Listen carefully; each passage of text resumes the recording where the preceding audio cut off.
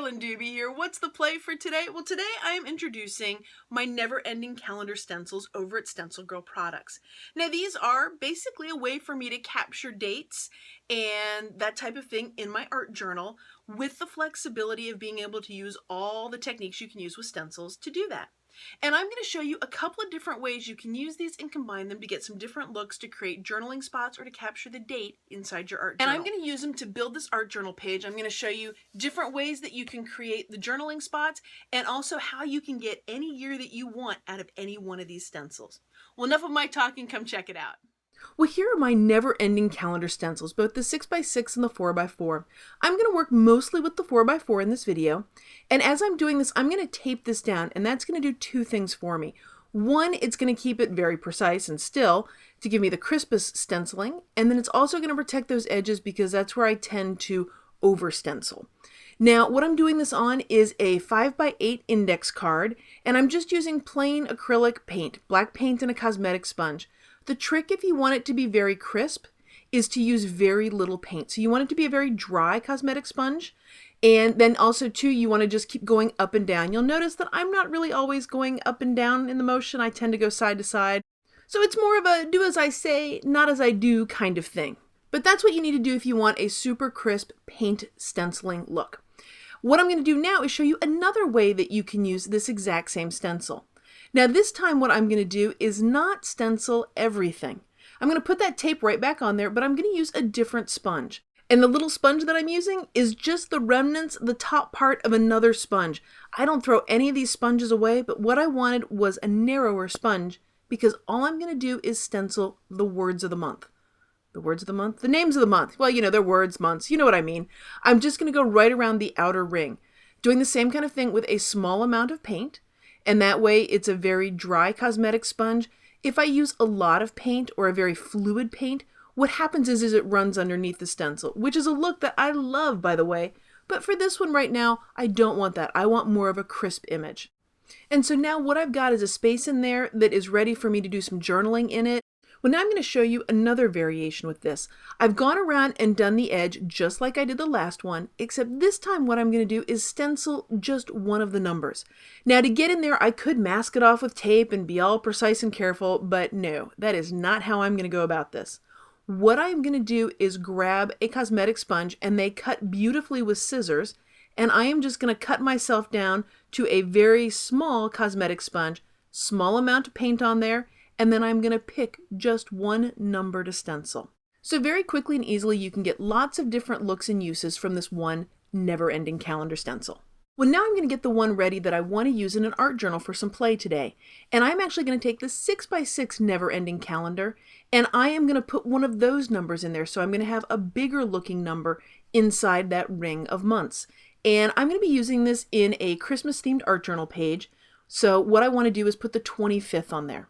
And I'm going to use that same little cosmetic sponge. That way I don't have to mask anything off. And I'm just going to lightly stencil over the number that I want. Making sure that I don't have too much paint on there, because if I have a lot of paint on there, it's going to run underneath and give me a blurry, smeary number. Now that I've got my date embellishment all ready, it's time to build the art journal page. Decided to bring in Santa Claus since this is a, Christmas kind of themed art journal page. And I got him this great little vintage Santa. He is from a digital kit from Sherry Drummond.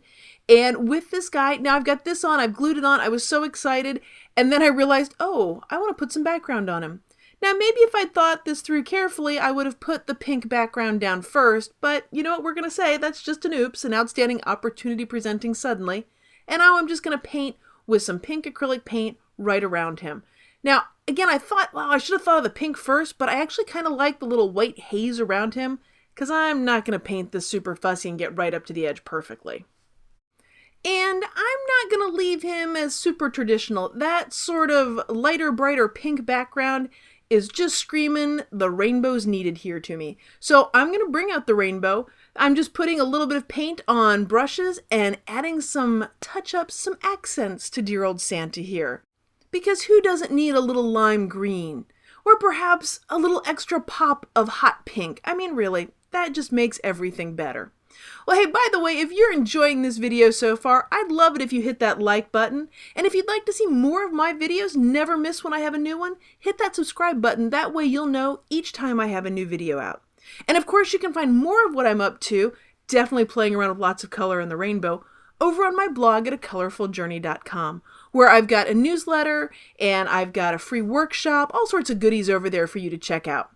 Well, the last color I'm going to add on to him is the teal. I need to make that bag just pop with a little bit of blue happy color there, so that turquoisey teal. And of course on the bag, that's just not enough. I got to add it a few other places because I guess for me, color is kind of like a little addiction I've got. I just can't seem to stop. Well, now it's time to get this date card on here.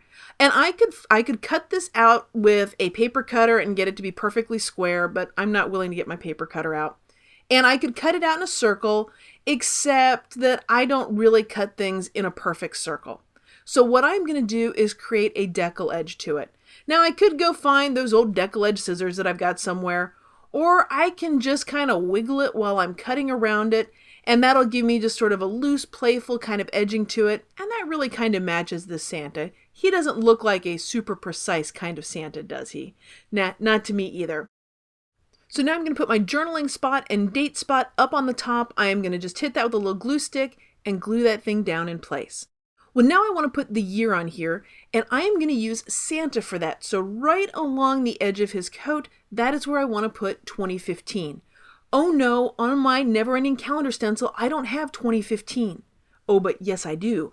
Because what I'm going to do is put the 15, I'm going to do the part on the farthest edge first, coming in with that little itty bitty cosmetic sponge again.